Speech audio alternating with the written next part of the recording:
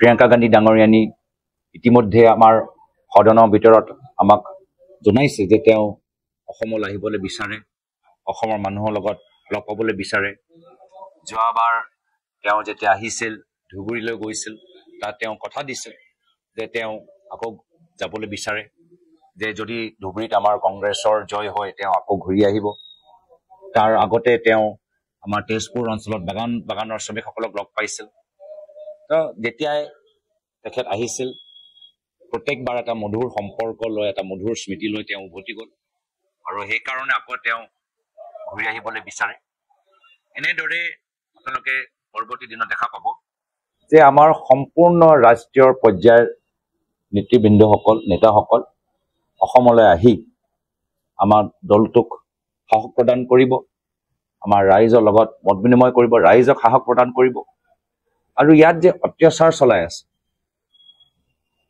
বৰ্তমান বিজেপি চৰকাৰ, মুখ্যমন্ত্ৰী হিমন্ত বিশ্ব শৰ্মা ডাঙৰীয়া যি এটা অত্যাচাৰী শাসন চলাইছে, তাৰ পৰা মুক্তি দিয়াটো মাত্ৰ আমাৰ প্ৰদেশ কংগ্ৰেছৰ দায়িত্ব নহয়, সম্পূৰ্ণ আমাৰ কংগ্ৰেছ দলৰ দায়িত্ব। এইখিনি কথা ৰাইজক অৱগত কৰাব। যোৱাকালি এটা সভাত ৰাহুল গান্ধী ডাঙৰীয়াই কৈছে যে কংগ্ৰেছ মানে সাহস, ব্ৰেভেৰী, কংগ্ৰেছ মানে সাহস, আৰু আমাৰ সাহসটো চালে ৰাইজে সাহস পাব। তো সেয়া বাৰ্তা লৈ আজি আমি এক্সটেণ্ডেড এক্সিকিউটিভ কমিটিৰ ভিতৰত ভাগ ল'ম, আৰু কেনেদৰে এই সাহসৰ বাৰ্তা আগন্তুক দিনত প্ৰত্যেক গাঁৱৰ ভিতৰত লৈ যাব পৰা যায় সেইখিনি সম্পৰ্কত আমি কিছু গুৰুত্বপূৰ্ণ কথাবোৰ পাতিম। আজি তাৰিখত আমাৰ সম্পূৰ্ণ আমাৰ জ্যেষ্ঠ নেতাসকল উপস্থিত থাকিব। আমাৰ পলিটিকেল এফেয়াৰ্ছ কমিটিৰ পৱন সিং ঘাটোৱাৰ ডাঙৰীয়া, আমাৰ পিতৃ মাঝি ছাৰ ডাঙৰীয়া, আমাৰ বলিন কলি ডাঙৰীয়া পৰা আমাৰ প্ৰদেশ কংগ্ৰেছৰ আমাৰ ইলেকশ্যন কমিটি চেয়াৰমেনবোৰ, আমাৰ প্ৰদ্যুৎ বৰদলৈ ডাঙৰীয়া, ৰিপুণ বৰা ডাঙৰীয়া, ভূপেন বৰা ডাঙৰীয়া, আমাৰ সাংসদ ডক্টৰ হুছেইন ডাঙৰীয়া, বিধায়ী দলৰ দলপতি দেৱব্ৰত শইকীয়া ডাঙৰীয়া, উপসভাপতিসকল, সাধাৰণ সম্পাদকসকল, জিলা সভাপতিসকল, সম্পূৰ্ণ আমাৰ প্ৰায় 150 গৰাকী এক্সিকিউটিভ কমিটি বিষয়ববীয়াসকল, মুখপাত্ৰসকল।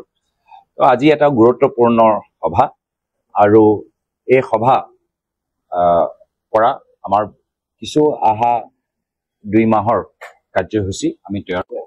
চাওক, আমি এই সম্পৰ্কত আমি চৰ্চা হোৱাটো বিচাৰোঁ। এই সম্পৰ্কত সদনৰ ভিতৰত সাধাৰণ মানুহৰ নিজৰ ভোটৰ তালিকাত নামটো ওলাইছে নাই ওলোৱা, কোনটো পলিং ষ্টেচনত তেওঁৰ নামটো আছে, এইবোৰ চব সাধাৰণ কথা জানিবলৈ আমাৰ তৃণমূল পৰ্যায়ে মানুহবোৰক যথেষ্ট কষ্ট কৰিব লাগে। শেষত গম পায় এইটো মোৰ পলিং ষ্টেচনটো নাই, মোৰ সলনি হ'ল, মোৰ নামটো নাইকিয়া হৈ গ'ল, সদায় লাষ্টত গৈ পায়। তো এইখিনি গোটেই ভোটাৰ তালিকা লৈ যে আজিৰ তাৰিখত বিভিন্ন প্ৰশ্ন উত্থাপন হৈছে, আমি সদনৰ ভিতৰত চৰ্চা হোৱাটো বিচাৰোঁ। চৰকাৰে কয় আমি কেনেকৈ আমি উত্তৰ দিওঁ, ইলেকশ্যন কমিশ্যন কোনো বিভাগৰ লগত সম্পৰ্ক নাই, এইটো কি যুক্তি হ'ল? যি চিফ ইলেকশ্যন কমিশ্যনৰ নিযুক্তিত প্ৰধানমন্ত্ৰী মোদী ডাঙৰীয়াৰ ভূমিকা থাকে, গৃহমন্ত্ৰী অমিত শ্বাহ ডাঙৰীয়াৰ ভূমিকা থাকে, তেওঁ যেতিয়া চিফ ইলেকশ্যন কমিশ্যনক নিযুক্তি দিব পাৰে, তেওঁলোকৰ সিদ্ধান্তৰ ওপৰত সদনৰ ভিতৰত চৰ্চা কিয় ভাগ ল'ব নোৱাৰে? সেইকাৰণে আজি যে এই ধৰণৰ যে এটা মানুহৰ মাজত সন্দেহ সোমাই গৈছে ইলেকশ্যন কমিশ্যনৰ নিৰপেক্ষ ভূমিকা লৈ, ইয়াৰ ওপৰত এটা আমি চৰ্চা হোৱাটো প্ৰথমতে সদনত বিচাৰিছো। আৰু তেওঁলোকে যেনেকৈ